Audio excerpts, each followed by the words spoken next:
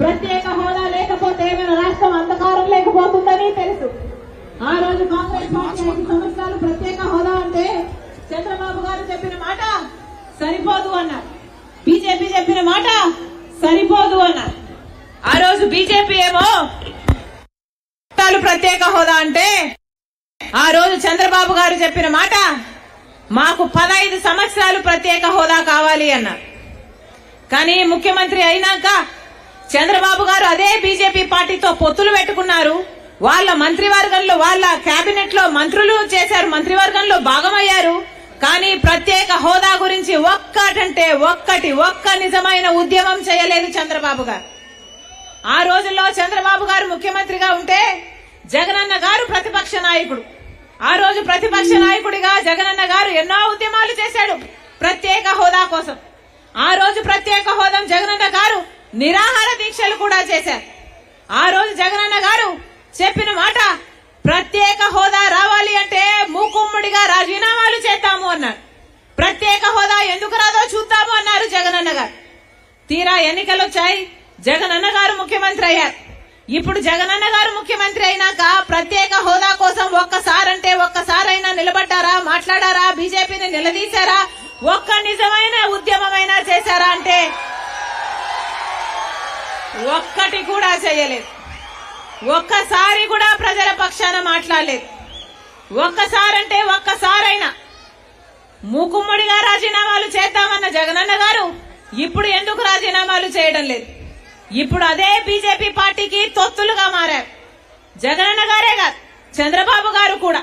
ఇద్దరు దొందే.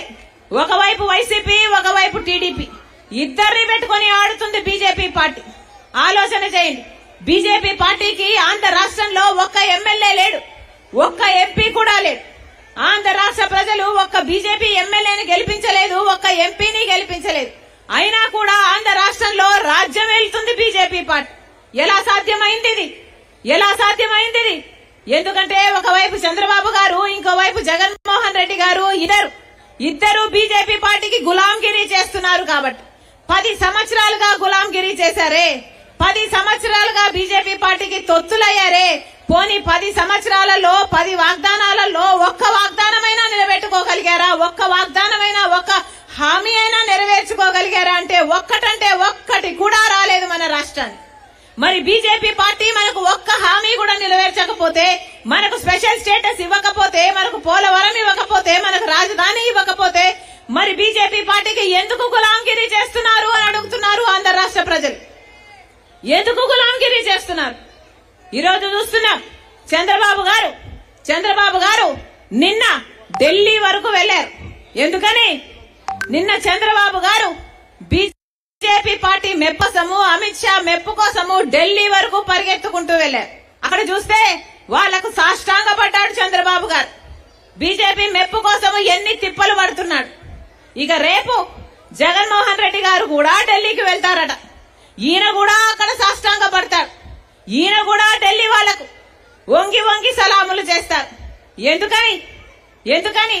ఒకరేమో పాలక పక్షం, ఇంకొకరేమో ప్రతిపక్షం. ఇద్దరికి బీజేపీ పార్టీ కావాలట. ఒకరేమో ప్రత్యక్షంగా పొత్తులు పెట్టుకోవడానికి సిద్ధమయ్యారు, ఇంకొకరేమో పరోక్షంగా ఎప్పటి నుంచో పొత్తులు పెట్టుకున్నారు. ఇద్దరికి బీజేపీ కావాలట. ఇద్దరు బీజేపీ కాళ్ల మీద పడుతున్నారు, వంగి దండాలు చేస్తున్నారు. ఎందుకు అని అడుగుతున్నాం. ఏమిటి ఈ ట్రయాంగులర్ లవ్ స్టోరీ ఏమిటి అని అడుగుతున్నాం.